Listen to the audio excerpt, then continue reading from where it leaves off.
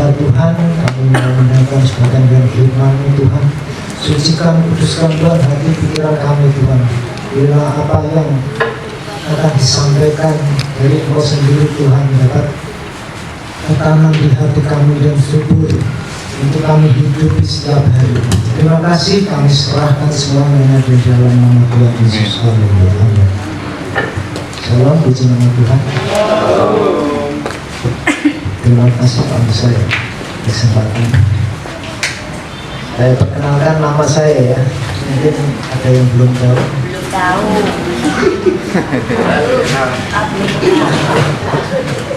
Saya biasanya disebut Pak Win ya sama anak Pak Manuel ya. Nama saya Herwin Subagio. Ada namanya Kobus, itu nama baptisan ya. Saya di tempat kerja, di lingkungan gereja, di kaum PS Sejati, saya dipanggil Pak Win. Tapi di rumah, di kampung saya dipanggil Mas Bagi. Biasanya di kampung saya di Doman ini, saya boleh apa? Ketua Karang Taruna, boleh Mas Bagi. Puji nama Tuhan ya. Puji nama Tuhan, saya mau kesaksian sebentar sebelum firman Tuhan. Ya dulu kehidupan saya ini gak karu-karuan, tapi puji nama Tuhan. Dulu saya kecil bukan anak Tuhan, ya anak seberang. Tapi puji Tuhan, SMP saya ikut Tuhan Yesus, tapi banyak masalah. Gak oleh sama gurunya.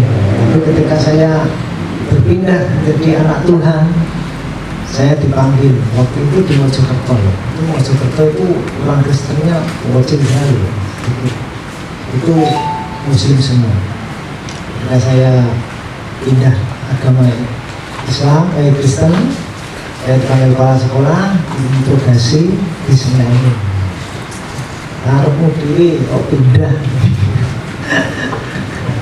Tapi puji nama Tuhan, saya wis sowan ini dekat-dekat digerobot sama guru agama semua, tidak ada yang Kristen di situ. Puji nama Tuhan, terus saya madul sama pak saya. Waktu itu bapak saya ya Islam, cuma waktu itu bapak saya tiket di Koramil. Terus bapak saya langsung ngamuk, langsung pergi kepala sekolah. Kalau dewi negara Indonesia, pindah agama ya terserah. Bapak saya gini, ini agama sembarang gak apa-apa, penting ini tenangan. Waktu itu langsung marah kepala sekolahnya di sana.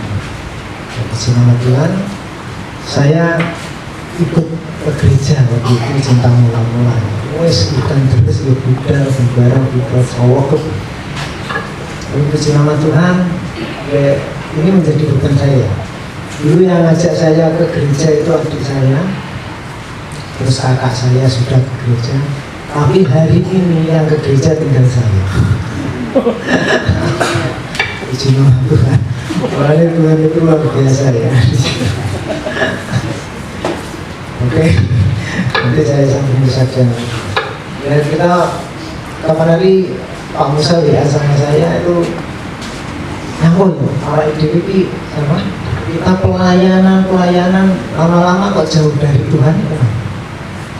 Saya bilang tinggal kita itu digerakkan sama siapa gitu.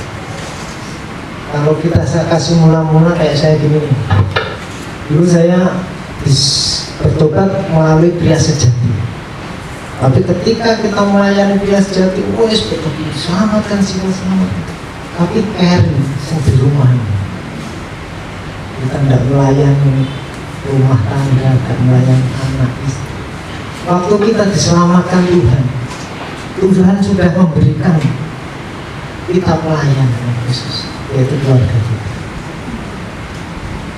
Jadi tinggal kehidupan kita ini hari ini percaya Tuhan Yesus. Anak-anak ini, kalau ini hidup ini untuk apa? Apa untuk keinginan kita, cita-cita kita? Apa ambisi kita? Memang banyak gereja mungkin harus penuh Roh Kudus ya. Kita melayani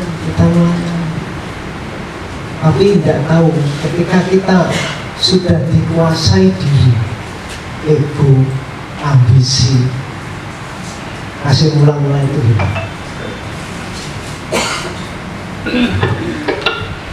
Oleh sebab itu semua kita harus mengerti ya, kenapa kita diciptakan di dunia ini.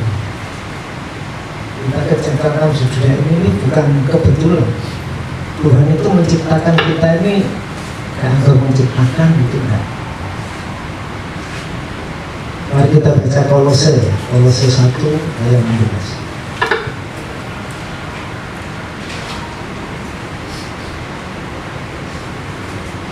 Sudah dapat semua ya?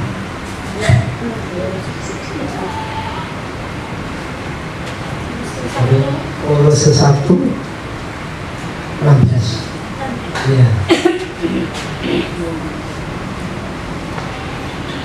Oke, ya.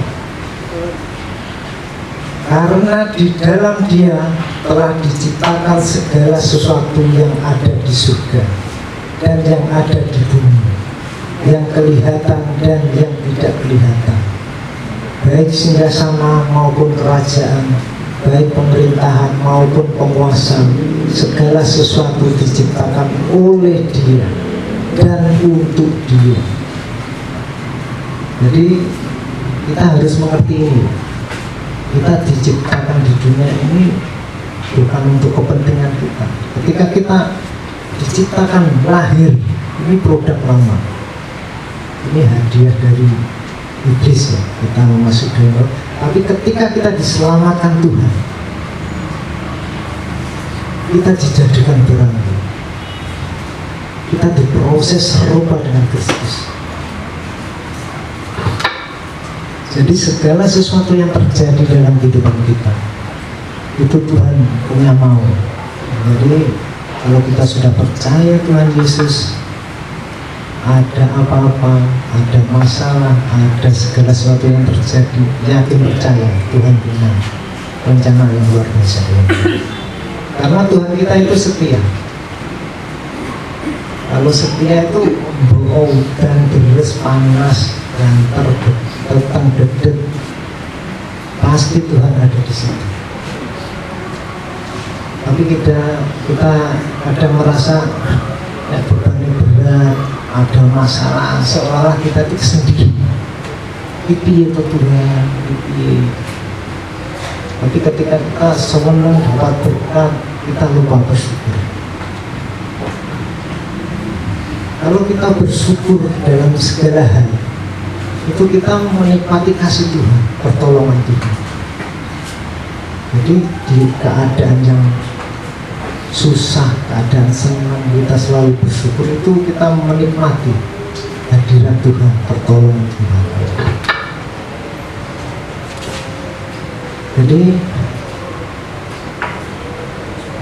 memusatkan perhatian pada diri sendiri. Kadang orang-orang kan terus untuk ini mikir awake dhewe sembarang, wis aku pikiran ini sama. Kita lupa, kadang kita kalau berdoa itu Tuhan berkati, Tuhan selalu minta. Jadi seolah-olah Tuhan itu kita peralat untuk memenuhi kebutuhan kita. Tuhan, dadekno anakku.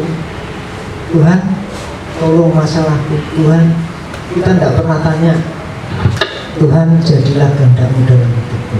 Iya itu Tuhan, aku ikut di hari ini. Mau dapat usaha, dapat berkat, dapat job, ini benar kok gak Tuhan? Ketoknya cumannya wakil, ini benar kok. Oleh sebab itu hubungan dengan Tuhan itu sangat penting. Jadi ketika kita memusatkan pada diri sendiri, tidak akan pernah meningkat tujuan hidup kita. Jadi seolah-olah kita tujuannya itu pokok. Orang-orang itu sengenai, berhasil. Berhasil itu sukses, kaya. Sukses itu menurut ukuran dunia, tapi bukan ukuran Tuhan.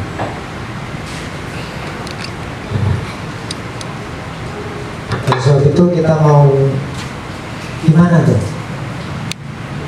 Hidup yang digerakkan oleh Tuhan, hidup yang bersandar betul-betul pada Tuhan. Ini ada ciri-cirinya. Nah, kita mau belajar bagaimana ciri-ciri orang yang hidup dipimpin oleh Roh Kudus, bukan hidup dipimpin oleh kemauan kita sendiri, ego kita, ambisi kita. Yang pertama adalah ketaatan dan penyerahan penuh total.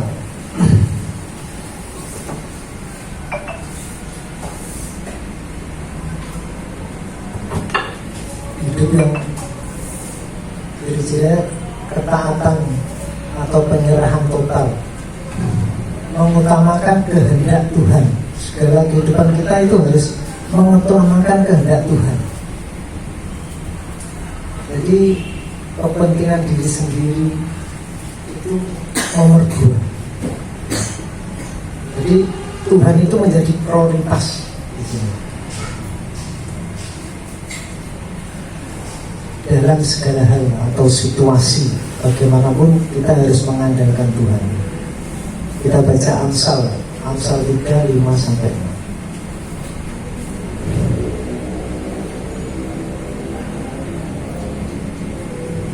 Bisa bantu baca? Amsal 3 ayat 5-6. Amsal 3 ayat 5-6. Percayalah kepada Tuhan dengan segenap hatimu dan janganlah bersandar kepada pengertianmu sendiri. Akuilah Dia dalam segala lakumu, maka Ia akan meluruskan jalanmu. Jadi kita harus percaya totalitas dalam hidup kita. Kadang kita kalau percaya sama orang, pasrah sesuatu, urus nama gunaku. Kadang kita masih iso orang, iya kabari sukses orang, itu berarti bukan totalitas ya. Kadang kita beriman, Tuhan aku yakin percaya sukses, tapi ketika habis berdoa ada kekhawatiran dalam diri kita. Kira-kira iso orang. Itu salah satu membatasi kuasa Tuhan. Karena Tuhan kita itu tidak terbatas. Dan Tuhan itu ketika Dia menyatakan kuasanya, pertolongannya, pasti tepat pada waktunya. Gak pernah terlambat, gak pernah kemacut, gak pernah kemacut. Tapi kadang kita yang kurang sabar.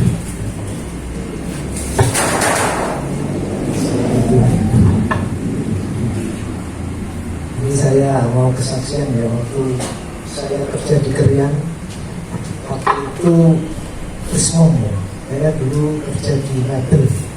Jadi ceritanya saya ini kerja di juragan saya ini mulai dia muda sampai menikah sampai punya anak. Dia belum punya sampai kaya, sampai bangkrut, sampai kaya lagi. Jadi sampai dia tidak punya pekerja, sampai pekerjanya banyak, sampai pekerjanya entek. Tinggal saya sendiri, saya masih ikut dia. Waktu itu ketika Krismon situasi gak karu-karuan gitu. Jadi bayari tagihan gak bisa, jadi pekerjaannya dikeluarkan semua. Dan waktu itu tinggal saya itu tidak digaji sekitar 2 bulan lebih. Terus waktu itu istri saya nangis waktu itu. Waktu dulu manggil saya belum ayah, waktu itu manggil saya masih mas, belum punya anak. Mas, jaluk bayaran kalau gak mau utang. Dan saya itu dari awal kalau kerja dibayari di tak tongko, tapi gak dibayar gak tahu jaluk. Jadi waktu itu kan ketika saya pulang disebut sama si Iwa istrinya, terus pulang. Waktu itu pagi istri saya nangis, jajal ini duit ini karek berapa dulu? Ini kena tato kami sayur, kayak beras. tak tukangnya beras kayak sayur. Saya dulu marah, waktu itu kan belum beras sejati, jadi arung. Dulu nek ngomong istri saya marah, saya diem, tapi sekarang beda. Sekarang ngomong ketemu itu saya alergi itu wis berkali-kali. Pokoknya dia petuk alergi, dia petuk saya sih. Walaupun di depan mertua. Itu salah satu pelayanan untuk kasih kita. Karena istri itu anugerah terindah dari Tuhan. Ini nggak boleh disia-siakan. Makanya kalau pacaran, kita wah sesuk malam minggu dinten, terus senang. Tapi ketika menikah, itu biasa. Itu tidak boleh namanya ya. Itu malah konco. Nah, ketika malah konco, akhirnya cinta itu tidak ada, biasa. Betul pakai. Kalau saya tidak, terus pacaran tiap hari. Itu anugerah dari Tuhan. Karena ketika kita pacaran tiap hari, alergi saya, ini pengaruhnya luar biasa pada anak-anak. Ketika kita sayang sama istri kita, suami kita, itu menjadi teladan bagi anak-anak. Waktu itu istri saya nangis, saya bilang sama marah saya. Wes toh, begini percaya Tuhan Yesus, terus gak marah mulai Tuhan pasti pelihara. Waktu itu sama marah. Waktu itu kalau masih Kristen dia tetap di gereja, tapi waktu itu kebiasaan selama saya masih sabun ayam masih amor teman-teman masih. Tapi waktu itu ketika situasi itu saya datang mengajarkan, wes toh, banyak orang percaya pasti dipelihara. Waktu itu pulang saya biasanya berangkat jam 8, anak-anak pulang jam 5, saya kadang ya jam 8, kadang jam 9, kadang jam 10. Masalahnya saya kongko-kongko sama kosan itu ya. Itu dari muda ya. Jadi budaya di situ memulai kayak gitu. Istri saya naik angkut betul itu is keberatan kok. Itu ketika saya mau pulang, aku tak bisa dulu kok. Ketika saya pulang, tapi ketika saya buka pintu gerbang mau pulang, iya mana cinta itu, kamu tak kasih gaji. Ketika itu luar biasa saya bersyukur sama Tuhan. Itu langsung. Nah, ketika saya belum pulang, siangnya itu temannya istri saya itu dari Kediri bawa berasnya, kita pakai beras 5 kilo, sayur-sayuran. Tuhan itu pemeliharaannya luar biasa. Jadi tidak ada alasan kita untuk tidak percaya sama Tuhan kita. Oke, mari kita lanjutkan ya.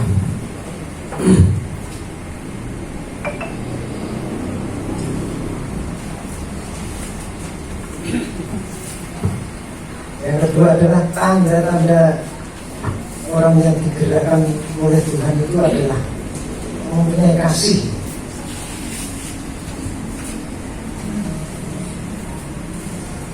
Memuas kasih.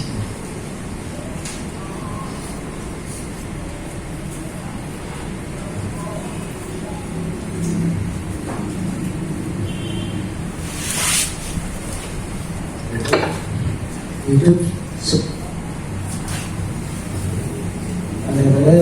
membuat kasih. Kasih ini ya buah roh. Buah roh itu yaitu kasih, sukacita, damai sejahtera, kesabaran dan lain-lain. Di sini ketika kita digerakkan oleh Tuhan, orang itu pasti mempunyai kasih. Kasih itu orang biasanya ngomong mudah kasih, kasih. Tapi ketika dalam pengampunan itu yang sulit. Ini ada teman saya kepahitan luar biasa. Jadi dia percaya Tuhan, firman-Nya juga banyak. Tapi ketika dia tidak punya kasih, tidak mau mengampuni, dia tidak beres sama Tuhan. Ini suatu saat saya punya IP, saya tahu.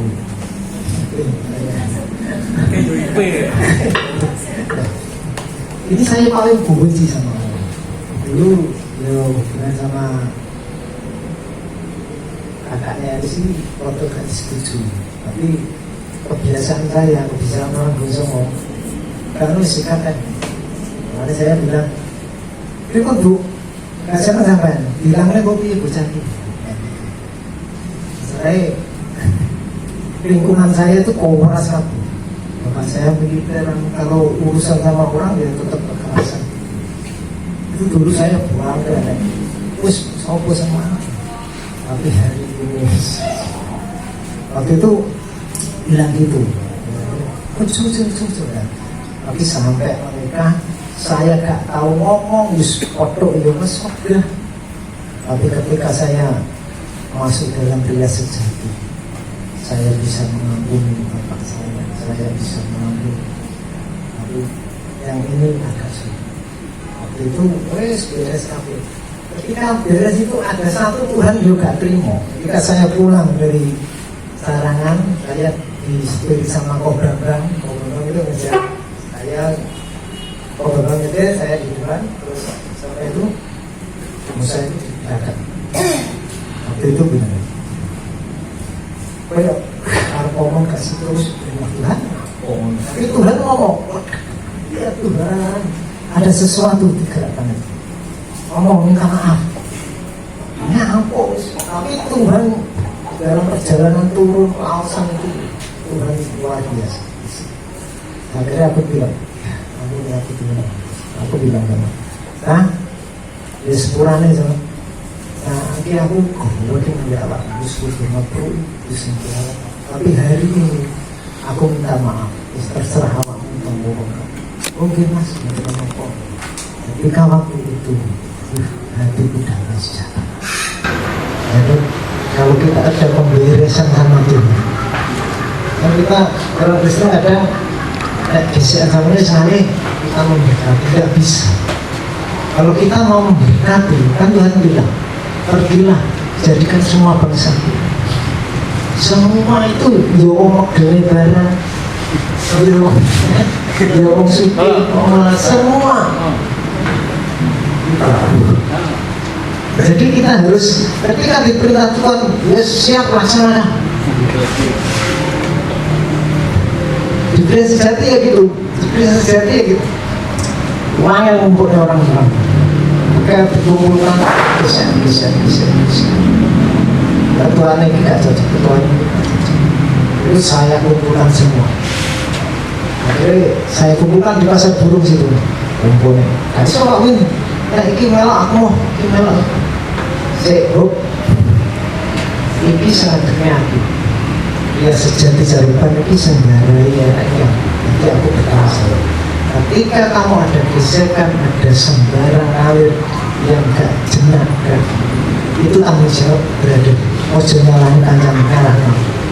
Karena di pria sejati itu diajari tanggung jawab di sini. Jadi ketika rumah tanggamu berantakan, istrimu salah, anakmu salah, situasi gak benar, ambil tanggung jawab. Kenapa? Ketika kita mau membenarkan ini semua, kita harus benar dulu menderita, ambil tanggung jawab. Justru nyalain bujuku anak. Jadi kita harus berubah dulu, baru kita mengajarkan sesuatu. Waktu itu saya kumpulkan, ini gak enak pegawai, gak enak anggota KB, gak enak ketuanya. Tapi ini anggota seumur hidup. Jadi orang yang bermasalah di situ yang terus gak bisa keluar. Anggotanya seumur hidup. Ketika engkau bermasalah keluar, aku pasti mencari. Terus bahwa geding, bahwa senang terserah. Tapi aku harus memarahkan, terus mengingatkan. Ini masalahnya perintah Tuhan. Itu jiwa. Tapi ketika Tuhan menyuruh sesuatu, pasti Tuhan bertanggung jawab. Tinggal kita waktunya itu waktu. Jadi ketika teman saya ini tak marani, mesti iya Pak Win wis puji Tuhan, iya marah wis aku omongnya gak sesalah kok iya bener, ayo aja ampun rungsuk wis aku kok berdoa Tuhan. Nah hari ini kamu belum bisa mengampuni, gak apa-apa kamu minta maaf. Tapi ketika nanti kamu mau minta tolong ke Tuhan, Tuhan minta waktu ya kamu sendiri. Ya, kita harus mendoakan teman-teman kita, saudara kita.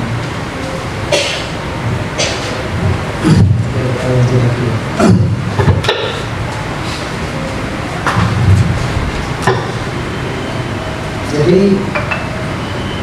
kita harus yang ketiga ya, kita harus menjadi saksi. Kita harus menjadi saksi, menampilkan karakter Kristen dan menjadi saksi Kristus di tengah dunia. Jadi ketika kita menghidupi firman itu dalam kehidupan sehari-hari, orang sudah ngerti ini kayak mau Kristen. Jadi ada perbedaan. Kalau kita sama saja dengan orang dunia, kenapa ikut Kristus? Karena kita diselamatkan dari dosa menjadi manusia baru, dibentuk serupa dengan Kristus. Kita harus berbeda. Karena kita harus menjadi saksi yang saksi hidup. Hidupnya apa? Jadi sehari-hari kita ini. Kadang orang-orang kan saksi hidup ketika minggu kan wis kudus kabeh di sini. Lalu puji Tuhan, oh benar, wis firman kok. Tapi sehari-hari kita dapat mendekati Tuhan, anak kita. Biasanya saya kalau di rumah antara anak sekolah ketika turun saya doakan. Nah, yang dulu SD kancane padha saling tok. Ada untuk sama dengan anak saya. Anak saya, bapakmu didoain diangkat. Ketika kita bangun sebagai laki-laki, ketika kita bangun berkati istri, berkati anak, itu penting sekali. Karena apa yang dia kerjakan, kau curahkan kepada kita. Menjadi saksi hidup. Misalnya itu ketergantungan pada firman. Kita baca ya, Amsal 16 ayat 20. Mohon dibaca.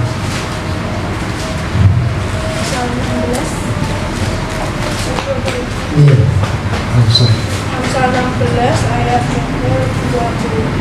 Siapa memperhatikan firman akan mendapat kebaikan, dan berbahagialah orang yang percaya kepada Tuhan. Jadi ketika kita mau memperhatikan firman Tuhan, kita selalu bahagia. Kenapa? Karena firman itu selalu digenapi sama Tuhan. Tuhan tidak pernah berhutang sama kita. Jadi apa yang dikatakan oleh Tuhan itu pasti digenapi.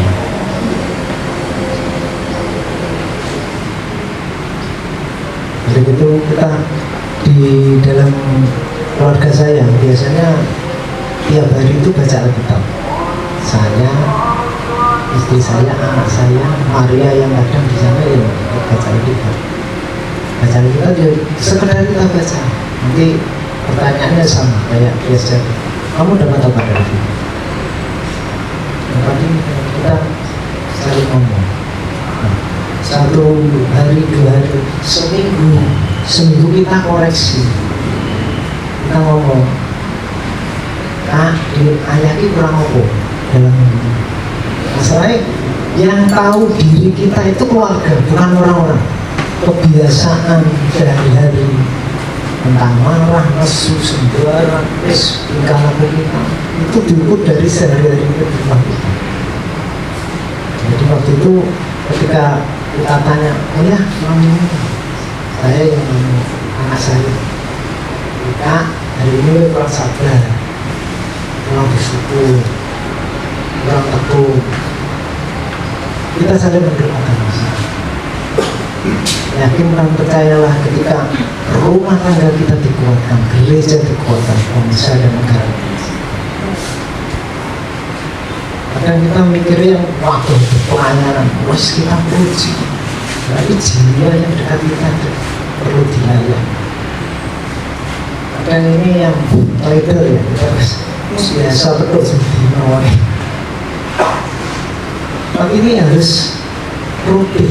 Kalau di Biasati itu ada empat. Empat itu dikerjakan dalam waktu 30 hari.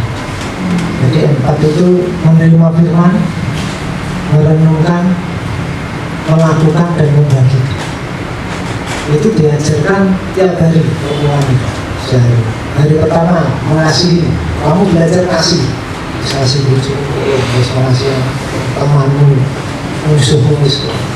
Hari kedua bertobat, kamu sudah bertobat dari bisa biasa bela dulu. Ketika kamu nanti belum satu, dari 1, 2, 3 belum satu balik lagi. Kenapa? Ketika kita tidak peduli sampai 30 hari itu menjadi kebiasaan. Dan kalau kita sudah kebiasaan baca firman, melakukan, merenungkan, kita tidak akan lepas dari itu. Dan itu menjadi gaya hidup orang Kristen.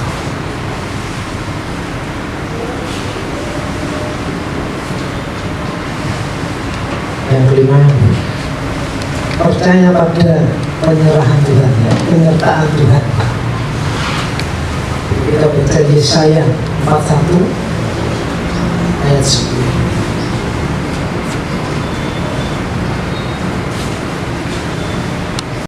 Ayat 10.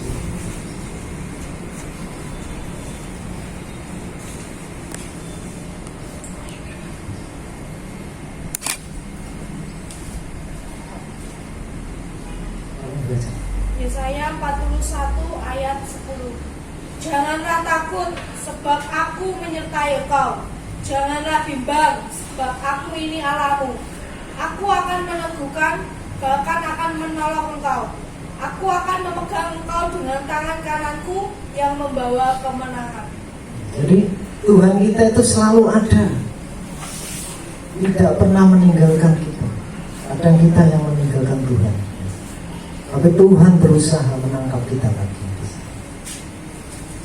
Jadi jangan takut, Tuhan menyertai engkau dalam masalah, dalam situasi bahagia, gak enak, sumpah, diberkati, banyak utang, banyak masalah, anak yang bermasalah, suami istri yang bermasalah, Tuhan selalu ada.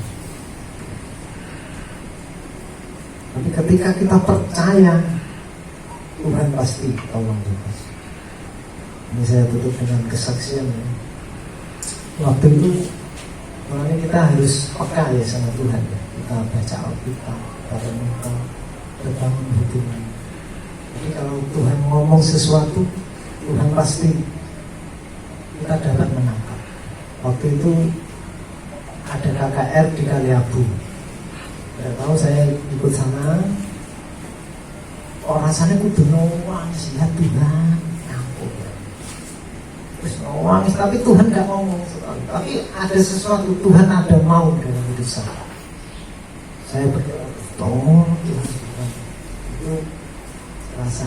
Terus hari Sabtunya kebaktian besar itu saya di atas, saya juga nangis lagi. Terus kalau Tuhan ngomong, aku pasti lakukan sesuatu. Tapi Tuhan tidak ngomong.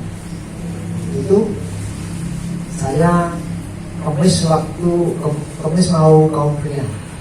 Nah, sebelum Kamis itu Selasa tidak salah. Saya bilang sama istri saya waktu itu kelilingan sepi. Jadi buat kehidupan pas. Waktu itu saya mau menyuratkan sepeda motor saya. Aku milih sini ya, tanggung majek nih. Milih duitnya, tanggung majeknya kurang gitu. Oh iya. Waktu itu uang saya tinggal berapa gitu? 150 sama 1000, 2000 sama 7. Waktu itu saya mau berangkat ke kaum pria waktu itu. Kalau saya mau berangkat umroh masuk kamar, saya tahu Tuhan ngomong, duitmu ringkesan aku, ringkesan masuk amplop kasihkan sama Tuhan.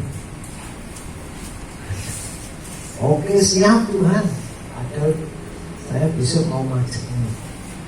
Jadi seadanya uang dari dompet saya tak ringkes, tak sambung aku, sak kericik. Waktu itu saya persembahan minta istri saya, mah kamu persembahan dengan kaum pria, tak kasihkan gak pernah. Akhirnya iya Tuhan, ketika habis ibadah Pak Om itu pulang, saya ini kaum pria itu. Waktu itu terus saya ngomong, ngomong, maaf ini dapat berkat, ada berkat sedikit, tak kasihkan Tuhan. Waktu aku pulang itu, Tuhan luar biasa. Toko saya yang kecil, waktu biasanya wis payu pakan kecil pakan. Waktu itu dapat uang luar biasa. Jadi buat macetnya ini, buat beli ini buku, tapi saya tetap bersyukur ya Tuhan luar biasa dalam hidup. Kalau Tuhan menyuruh kita sesuatu, mengerjakan sesuatu, Tuhan pasti bertanggung jawab. Kiranya Tuhan memberkati waktu saya kembalikan Bapak.